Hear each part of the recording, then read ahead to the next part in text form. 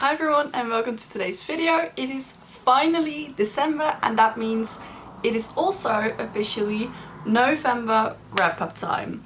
And I've said this before and I'll say it again, this is like the favorite time of the month for me kind of, because I love seeing everything I've read this month and reviewing the books, and I just love talking about the books that I've read.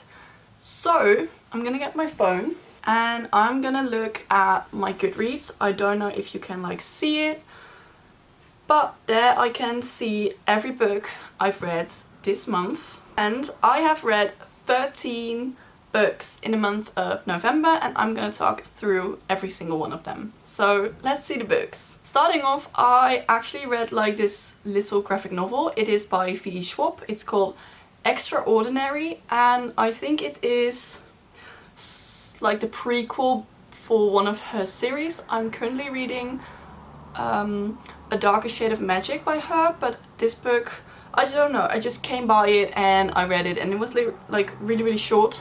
So I rated it like 2 stars. It wasn't something special, it was just like a small graphic novel and I honestly couldn't tell you what it was about anymore. But I started my month off with this one. After that I started reading Flawless and I still love this book like so much. I started reading this because I'm filming a video where I'm like reading like Sarah Caroli for a week, and basically this is a cowboy romance, which I wasn't really interested in because normally I'm not that much of a romance girly, but this one was so good. Basically it's about Red and Summer, and I think Red is like the bull rider and Summer is the daughter of like a PR manager. So she goes to like Red's hometown and she helps him train and get like a good image, and it's just so adorable. The romance and the banter between these two was phenomenal.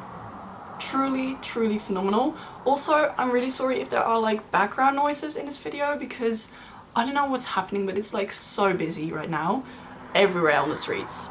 So yeah, I'm sorry for that. But like I said, this book was so cute. I loved the whole cowboy aspect, I loved their romance, and I rated it 4.25 stars in the end. After that I started reading Legendary and I read the Dutch version of it. If you're like, what the hell is this title? It is Master Legend in Dutch, but it's Legendary. And this is the second book in the Caraval trilogy. And I already read the Once Upon a Broken Heart books. No, that's not true. I didn't read the last book, but I read the first 2 books. And after that I started picking up Caraval because I loved her writing. And this series is like so special. It is so magical and it is like fancy but really understandable. So if you're looking to get into fantasy, I would definitely recommend this series because this series is so accessible for people who don't read fantasy normally, and the romance is so good. But this book is from Donatella's perspective, and that is why it is, well, it's not hated on, but Donatella is kind of like, she's not morally grey, but people seem to not like her as much as Scarlet, her sister. But I actually didn't have that problem. I really liked Donatella and I really liked reading from her perspective. Also, with me reading the Once Upon a Broken Heart books first, it was so cute to see Jax in this book. But in this book he's a little more of a villain than in the Once Upon a Broken Heart series. And this book was like so good, but I missed kind of the Caraval aspect because Caraval didn't start until like half of the book. So that was a bit of a bummer. That's why I think I rated it 4 stars. Yeah, but like 4 stars is still like a great rating. So this was a great book. Mooncakes is the next book I read this November, and I read this because sometimes when I feel myself getting like in a little reading slump, I turn to graphic novels because they're like really easy to read and they're like accessible and simple and they don't require as much brain power as like a physical book. And that is why I started reading Mooncakes. And Mooncakes basically is about this girl who is like a witch, and she has relationship with a person who is a werewolf, and I think their town is like in danger because some people want to use werewolf power, I think, to like dominate the world. I'm not entirely sure, but the story is like really cute. There's like bits of romance and magic, and the book is really cute. The illustrations are so beautiful. The storyline is really adorable, and I think also for like younger ages this book is very appropriate, and that is why I rated it 3.5 stars. After that, we're gonna go to my most anticipated book of probably this year. I know Fourth Wing also came out this year, but I wasn't excited for Fourth Wing because I've never heard of Rebecca Yarros before reading Fourth Wing. But I was so excited of this book, and I've read it, and I rated 5 stars, but I don't think it's like an actual 5 stars. I gave this 5 stars because of how much I loved Fourth Wing, but Iron Flame is the sequel to Fourth Wing, and I think it's like gonna be a 5 stars. No, not 5 stars. I think it's gonna be like a 5-book series, and this is like the second book. But also it is like so thick. I don't know if you can see, but the formatting of this is crazy. The font in this book, I'll show you if I can get like a good page. Like, I don't know if it's, yeah, the formatting in this is crazy because the font is so tiny. The book is really large, and it's also like really thick. So if you look at the book, it says it's 620 pages long, but in reality it is much longer. I think most Throne of Glass books were easier to get through than this book because it was so long. Also, like, chapters were really long. The whole book felt long, to be honest. The storyline was kind of dragged out, and the whole relationship with Violet and Xaden wasn't as great to me as in the first book, because in the first book they like communicated really well and they were just so good together. But in this book the communication was not there. They were fighting all the time.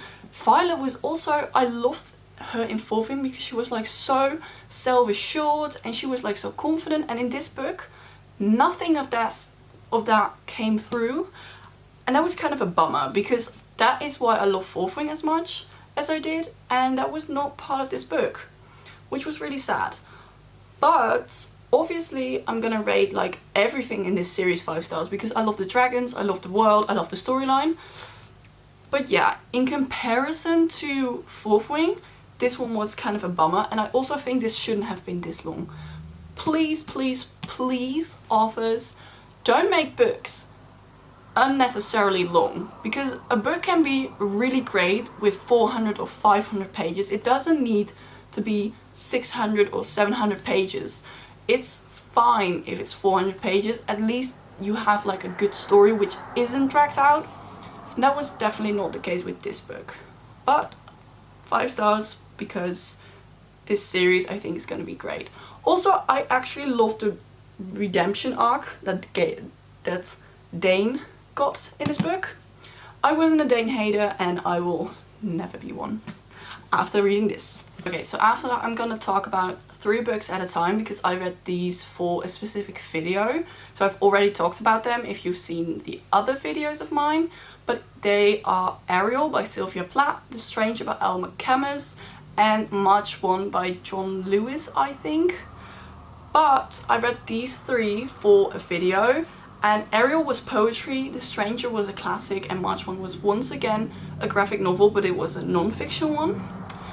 And I rated Ariel, I think 1 star, because poetry to me is like a hit or miss. I've read some really great poetry which I rated like 5 stars, and I have this, for example, which I rated 1 star, because Ariel is so fake and complicated, but not in a good way, because sometimes a book can be like really fake but it's interesting to read about, but this really made me lose intention, and it was not pleasant to read because I couldn't understand a single thing she was trying to say.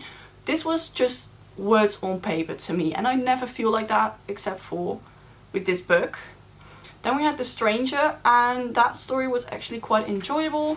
Classics really aren't my thing, and I know that, and that is why I rate this like 2.5 stars. But I think for a classic, this one is very accessible. It is also not that difficult, and the storyline is also still enjoyable because it is about this guy who's like weirdly okay with anything. Like his mom dies, he doesn't care. His girlfriend asks him if he wants to marry, he doesn't care. He kills a man, he doesn't care. He is sentenced to life in prison, he doesn't care. He doesn't care about anything, and that is what makes this so absurd. But that is also what makes the story entertaining. So, and then we have March 1, which was actually like a good, solid read. I think if you want to know more about the whole civil rights movement for black people in America in the late 60s, I think it was, then this book is really good because it is accessible because it's a graphic novel, but it's also interesting to read about, and it makes it very, I wouldn't want to say like child friendly, but I could show this to like my younger sister and she would understand it, and it would be logical and still entertaining for her, which is also very important. So I think this book did that really well, and I gave it 3.5 stars. After that I read Carmilla, which is also a classic, but this one was quite enjoyable actually because it is the original vampire novel, and usually people think about Dracula when they think about original vampires or the Vampire Diaries, but that's not the point. Carmilla is the original vampire novel, and I listened to it as an audiobook, which was very good. This classic is actually very entertaining, and I love like the little friendship between the main characters. The ending kind of disappointed me. I'm not gonna spoil it, but that's like the only critiquing points I have. I think I rated it like 3 stars. Yeah, I rated it 3 stars, and it was fine actually. Then I read Thief by Cassie Mint, and this is part of the Sweet Little Sinners series. They have like all these really short novellas, and Thief is about this girl who breaks into the house of like, I think he's like an investor or something in the technology world. He's like a businessman, and he has this very valuable diamond in his safe because he bought it, and she breaks into this house and she got caught by him, and basically he's like, no, I'm not gonna call the police. No, you stay with me, and I'm gonna take great care of you. Which is not the worst thing to read about, but because it was very short, it was also very insta-lovey, and that is not my thing in romance novels. So I rated this like 2 stars. But if this was an actual like lengthy novel, I think I would have rated this one way higher.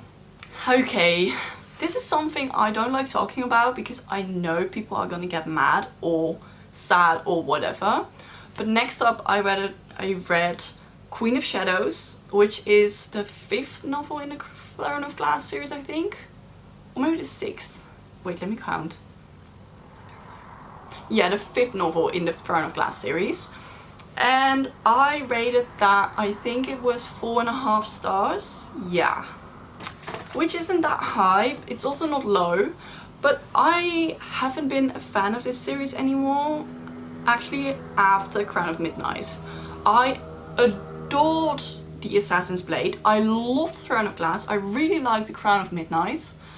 But then Airfire kind of ruined the series for me, because that's when, tiny little spoiler, but that is when Aelin discovered like her powers, and that was not it for me. Also, like, Aelin and Rowan don't fit in my head. I don't like the romance. I don't like them together.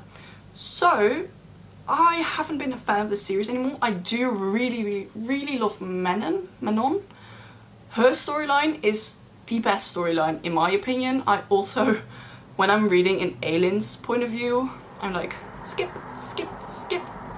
Don't want to know. And then I get to Manon and I'm entertained. So I rated this book that highly because I did really like the one part of the story, which was Manon's story. An alien story was a bit more entertaining, but only like in the end. But yeah, I don't know, this series hasn't been the same for me anymore as with like the first 2 books, which is a shame. And I get that this was gonna happen because there was so much foreshadowing in Throne of Glass, but I'm just bummed. I just hoped it would stay with like really deadly assassin Selena and that's it. But yeah, 4.5 stars. Then I'm gonna talk about this book, and I'm just gonna say it, this is my favorite book of the year together with The Secret History. This book, let me show you the cover by the way, because it is so pretty. Oh my god, it is so pretty. I don't really like cartoon covers, but Ali Hazelwood's covers are stunning. But Love Theoretically is a 6-star read of mine. Maybe I'm biased because I really love physics, and they are both physicians. She is a theoretical one, he's an experimentalist? Wow, that's like so difficult. Doesn't matter, they are rivals. Like, she hates him. He wrote like an article which destroyed her profession and destroyed her mentor's career, and she's like so pissed. But then she applies for a job and she kind of has to work with him and romance blooms. And did I mention that she fake dated his brother? Oh my god, this book is so good, so stunning. I wasn't a fan of Ellie Hazelwood before this book, but after this book I'm gonna read every single book of hers because this was amazing. I love this so much, and I've never felt more seen by a book than this book. Our main character Elsie, she's adorable and I love her, and I recognize so many things from her, and I was sold by page, what was it, 50 or something. So 6-star read for me. And then we're already on to like the last book of this month, which was Girl from the Sea. I'm so sorry. This is once again a graphic novel just to keep my reading up and not fall into the reading slump.